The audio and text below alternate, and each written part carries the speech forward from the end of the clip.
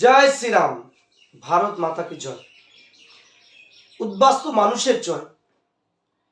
এই ফর্ম নিয়ে সিএএ বা সিটিজেনশিপ অ্যামেন্ডমেন্ট অ্যাক্ট নিয়ে যখনই কাজ শুরু করেছিলাম আমি আশাবাদী ছিলাম এই কাজের একদিন জোয়ার আসবে, মানুষ এর সুফল ভোগ করবে। কারণ আমাদের শাসক দল তৃণমূল কংগ্রেস সম্পূর্ণ বিরোধী, জেনে শুনে বিরোধী নয়, শুধু জেনে শুনে বিরোধী, এবং আইন সংক্রান্ত সচেতন হয়ে একটা শ্রেণীর মানুষকে খেপানোর জন্য হিন্দুদের প্রতি বিরোধী। সেই জায়গা থেকে যখন কাজ শুরু করি প্রচন্ড ভয়ে ছিলাম প্রথম, কিন্তু 24 সালে জুলাই মাসে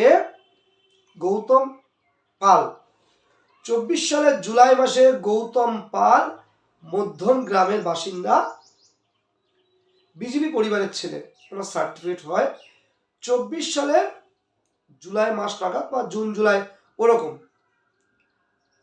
আমার একটা ছোটখাটো অফিস ছিল বারাসাতের কোর্ট চত্বরে। সেখানে গিয়ে উনি বলেছেন, দাদা আগামী জুলাই মাসে আপনার এখানে লাইন পড়বে এবং আপনি এখানে অফিস করতে পারবেন না। আগামী জুলাই মাসে 24 সালে বলেছেন 25 সালে জুলাই মাস থেকে এখানে লাইন পড়বে, আপনি এখানে কাজ করতে পারবেন না, কথা দিয়ে গেলাম। ওনার সার্টিফিকেট বেরোনোর পরে আমার কাছে এসেছিলেন। গৌতম পাল পরিচিত ব্যক্তি, আমার দাদার নাম জয়দেব পাল, বিজেপির খুব পরিচিত ব্যক্তি, তার ভাই গৌতম পাল। আমি ঠিক মন থেকে সে সময় কথাটা বুকে বেঁধেছিল। তাই সত্যি কি আমার মতো ক্ষুদ্র লোকের কাছে মানুষ এত আসবে এই কাজের জন্য? সত্যি জুলাই মাসের আগে থেকে 25 সালে তারও আগে থেকে লাইন পড়ে গেছিল, এবং সেই গৌতম পালের কথা কিন্তু আমি সবসময় মনে রেখেছি, আজও মনে রেখে ওনার বক্তব্যের কথা, সেই কথাগুলো তুলে ধরছি। কারণ আজকে সার্টিফিকেটের সংখ্যা প্রায় 20,000-এর কাছাকাছি, 19,500 তো আমি দেখেই ফেলেছি, 500-র ঘরে 20,000-এর কাছাকাছি আজকে সার্টিফিকেট সংখ্যা। আজকে তারিখ 26শে মার্চের তার সার্টিফিকেটের সংখ্যা প্রায় 20,000-এর কাছাকাছি। আমি কয়েকদিন আগে একটা ভিডিও করে বলেছিলাম আগামী 1 মাসের মধ্যে অন্তত 10,000 সার্টিফিকেট হবে। আমি বললাম আমি কোনো খবর শুধু ক্যালকুলেশন করি কোনটা কি হয়, যেহেতু এই ধরনের কাজ করি, বহু মানুষ সার্টিফিকেট পাঠায়, কিভাবে হচ্ছে, কত নাম্বার করছে, এটা ক্যালকুলেশন হয়। সার্টিফিকেট ডান দিকে লেখা থাকে সার্টিফিকেট সংখ্যা। কয়েকদিন আগে ভিডিও করে বলেছিলাম আগামী 1 মাসের মধ্যে 10,000 সার্টিফিকেট হবে।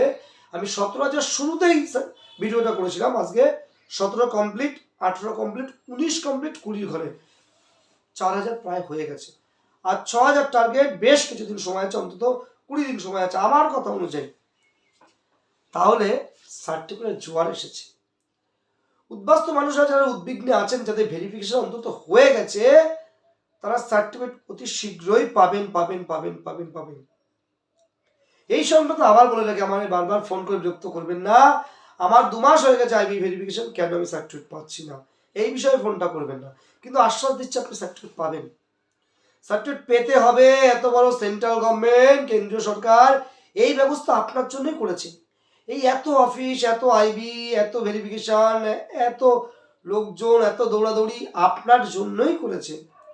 সঠিক তথ্য দিলে আপনি কিন্তু পারবেন, সার্টিফিকেট আপনার হবে। বহু সার্টিফিকেট হওয়া শুরু করেছে। বিভিন্ন সেক্টরের মানুষ ফোন করে বলছে, দাদা আপনার ভিডিও দেখে আমি অ্যাপ্লিকেশন করেছিলাম, আমার অ্যালাউ হয়েছে, আমি সার্টিফিকেট পেয়েছি। দাদা আপনার কাছে কোনো সময় সহযোগিতা নিয়ে এসেছিলাম অফিসে বসে, কিন্তু ফর্ম ফিল আপ করিনি। দাদা আপনার কাছে ফর্ম ফিল আপ করেছি, সার্টিফিকেট পেয়েছি। এইটাই পাওনা। রেল লাইন পান, অশোকনগরের রেল লাইন পান। অশোকনগর আগে একটা বলেছি, বারাসাতের হৃদয়পুরের রেল লাইনের ধারের বাসিন্দা, অশোকনগরের মানিকতলার রেল লাইন ধারের বাসিন্দা, তারাও অ্যাপ্লাই করে খুব অল্প সময় আমার অফিসে অ্যাপ্লাই করে সার্টিফিকেট পেয়েছে। তাহলে ধনী দরিদ্র, মুচি বেতন, চাকরিজীবী, বড় ব্যবসায়ী, সমস্ত অর্থনৈতিক সম্পন্ন মানুষ যারা প্রকৃত উদ্বাস্তু, রিলিজিয়াস পারসিকিউশন হয়ে এসছেন, যারা প্রকৃত উদ্বাস্তু রিলিজিয়াস পারসিকিউশন হয়ে এসছেন, তারা কিন্তু সার্টিফিকেট পাচ্ছে এবং পাবে। আমি এই সংক্রান্ত ভিডিও দিই সচেতনতার জন্য। এই বিভিন্ন হোয়াটসঅ্যাপ গ্রুপ আছে, অনেক গ্রুপে আমাকে জয়েন করে রেখেছেন, অনেকে আমার নিজস্ব গ্রুপ আছে। মানুষকে কখনো, উদ্বাস্তু মানুষদের কখনো বিপথে ফেলি না। বহু চাকরিজীবী আমার কাছে আবেদন করে সার্টিফিকেট পেয়ে গেছে। কারণ বলছে এই কারণে, সমাজের সমস্ত শ্রেণী পাচ্ছে এই কারণে বলছি। বহু বড় বড় ব্যবসায়ী পেয়ে গেছেন এবং পাবেন, বহু অ্যাডভোকেট পেয়েছেন এবং পাবেন, বহু পুলিশ পেয়েছে এবং পাবেন। যারা উদ্বাস্তু, যারা ছোটবেলায় অন্তত এসছেন, স্বীকার করছেন আজকে আমি জন্মস্থলের তাগিদে আমি বাংলাদেশের জন্মেছিলাম, ভারতীয় নাগরিকের সার্টিফিকেট পাই, তারা সবাই পাবেন। শুধু ওয়েট করুন, আনন্দ করুন। যারা ভেরিফিকেশন হয়ে গেছে তাদেরটা হবে। সরকারও চেষ্টা করছে আরো বেশি ভেরিফিকেশন করার। এবার আপনি প্রশ্ন করতেই পারেন, একটা এসআইআর সম্পূর্ণ হওয়ার জন্য এত অফিসার লাগিয়ে দিল, তাহলে উদ্বাস্তু মানুষের এই কটা আবেদন করা যেত না? দেখুন, উদ্বাস্তু এই কটা মানুষের থেকে দেশটা আগে জরুরি। উদ্বাস্তু এই কটা মানুষের থেকে দেশটা আগে জরুরি। গভর্নমেন্ট সেটাই মনে করে। সেন্ট্রাল গভর্নমেন্ট বিজেপির ভোট পাক আর না পাক, সবার আগে দেশ সুরক্ষিত আছে কিনা সেটা মনে করে। যেসব বিদেশি শত্রু ভারতবর্ষে ভোটার কার্ড করে বসেছিল, তাদেরকে তাড়ানোই সরকারের মূল উদ্দেশ্য ছিল। সেই জালে ছেক নিতে আপনি পড়ে গেছেন। কিন্তু আপনি উঠবেন, আজ না হোক কাল উঠবে না সেই সব বিদেশি শত্রু যারা বিদেশি মাটিতে জন্মগ্রহণ করে ভারতবর্ষে প্রবেশ করে ভারতের যে স্বাভাবিক পরিবেশ সেটা নষ্ট করতে চায়। তাদের জন্যই কিন্তু এসআইআরটা দ্রুত সম্পন্ন করেছিলেন। এত বড় একটা প্রোগ্রাম করতে গিয়ে এসআইআরে 2-4টে সমস্যা হবে। জেনুইন কয়েকটা ভোটার অবশ্যই কেটে গেছে, কিন্তু এটা সত্যি। যেসব উদ্বাস্তু মানুষের ভোটার কার্ড কাটা গেছে সেটা তো জেনুইন কেস। যারা উদ্বাস্তু মানুষের ভোটার কার্ড নাম কাটা গেছে সেটা 100% জেনুইন কেস।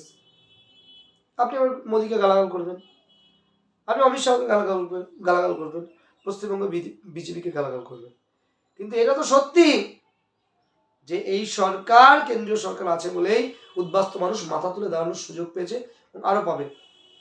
তাই বলবো, যারা আবেদন করে বসে আছে তারা ডাক পাবেন। যাদের ভেরিফিকেশন দ্রুত সার্টিফিকেট হবে।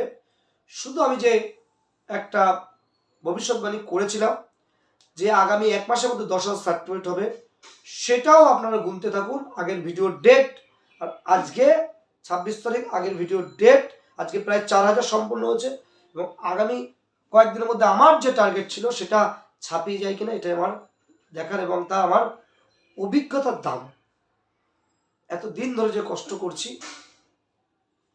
স্নান, খাওয়া দাওয়া সমস্ত ফেলে দিয়ে কখনো কখনো পড়ে থাকতে হয় এই কাজের জন্য। বিভিন্ন ব্যক্তি আমাকে বিভিন্ন জেলায় যখন যাই, বিশেষ করে ডিএলসিতে বিভিন্ন ব্যক্তি আমাকে সাহায্য করেন, শক্তি যোগান, বিভিন্ন জায়গা থেকে ফোন করে। আমার বাবা মারা গেছেন, কিন্তু বাবার থেকেও বড় যারা ফোন করে তারা জানান এইরকম পেয়েছি, আশীর্বাদ করেন, সেটা আমার এবং আমার পরিবারের পক্ষে সেটাই হলো সব থেকে ভালো। বেশি কিছু বলবো না। আজকে রামনবমী, 26শে মার্চ।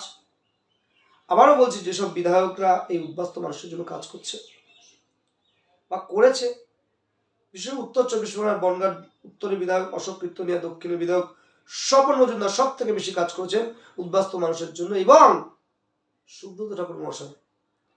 এনাকে 2 হাত তুলে আশীর্বাদ করুন, ভোট দিন এবং সার্টিফিকেট পেয়ে যাবেন। এটুকু বলে আমার এই ছোট্ট ভিডিও শেষ করলাম। প্রত্যেকে ভালো থাকবেন।